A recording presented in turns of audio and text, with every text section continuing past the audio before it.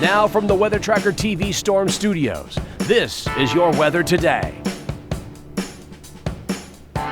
Here's Chief Meteorologist William Cole. All right, folks, here we go right out of the gate on this Tuesday. Again, hopefully your Tuesday morning's going well so far. I tell you, as we go through the day, the one thing you will notice, it is going to be the cloud cover, because I tell you what, it's going to be thickening up today compared to the generally sunny weather that we've been enjoying the last several days. Because of that, compared to yesterday, the temperatures will be held down in the mid-70s, and it will be a fairly breezy southerly wind today as well. And that breezy southerly wind will begin to increase the humidity.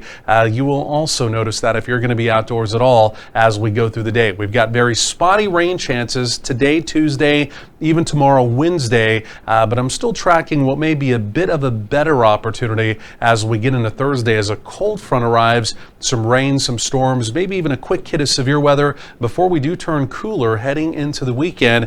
We've got a lot of details to catch you up on as we go through our Tuesday morning, but this is where we started the morning. And these were your morning lows. Notice not quite as chilly. Of course, yesterday morning we had 40s. We even had a few 30s peppered in. It's that increasing humidity, and it's also been that fairly breezy southerly wind even as we went through the overnight. Now we've got a weak wave moving through the area. We've got a couple very light showers over in our southeastern counties, over in Anderson and Henderson County. A couple sprinkles, a couple raindrops can't be ruled out. By and large, the activity is just truly not making it to the ground here in North Texas. Now it's a different story in South Texas and down towards the coastal plains. The moisture is thicker down there, and in fact there's an area of thunderstorm activity that's now approaching the greater Houston area. So that activity stays south as we go through the day. Now a couple things that I'm watching carefully here as we do go through our Tuesday. Number one, it's that little black line. It's the dry line. It will move into West Texas, our Texas Panhandle. Later today it will be the focus of rain and storms. And then for tomorrow, Wednesday, that black line will get a little bit closer to us here in North Texas. Could trigger a couple thunderstorms. We'll talk about that coming up. And then more specifically, take a look at these cold fronts. Yes, two cold fronts that are now taking shape up here in the Pacific Northwest. Has to do with a fairly vigorous area spin. Take a look at that. And you know what? Wow, that's looking a little bit more impressive now this morning as well. So that's going to be coming out into the Great Plains as we go through this upcoming Thursday and a Friday. These fronts will be moving through the area. The lead front may give us an opportunity of, again, rain and storms on Thursday. And then, like I mentioned, some cooler weather will definitely be building in as we get into this upcoming Friday and then into the weekend. But notice the moisture flux back into the area. Get out the door this morning, it was a little more humid. You may have noticed that, but I tell you what, the moisture is definitely going to be kicking in as we go through the day. But more importantly, take a look out here to the west.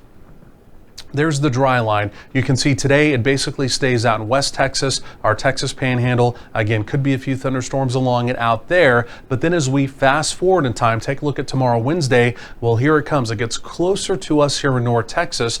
The cap is going to be strong. The limiting factor, the warm air in the atmosphere that tries to suppress thunderstorm updrafts. So we may or may not get any thunderstorms to develop along the dry line tomorrow. I still think it's only a 10 to 20% opportunity. But because of that, the Storm Prediction Center, number one for today, has issued a risk of severe weather again out in West Texas and parts of our Texas Panhandle. And then a lot of folks are talking about this for tomorrow. But keep in mind, even though you're seeing some red in our western counties, again, the opportunity to see a thunderstorm, it's only 10 to 20%. But again, if one were to form off the dry line, hail and wind would be a concern. It more than likely would be severe. But again, the big question mark is if we see a thunderstorm develop out there. And then here comes the cold front I was talking about. This will be for Thursday as the cold front moves through. There may be a bit better of an opportunity.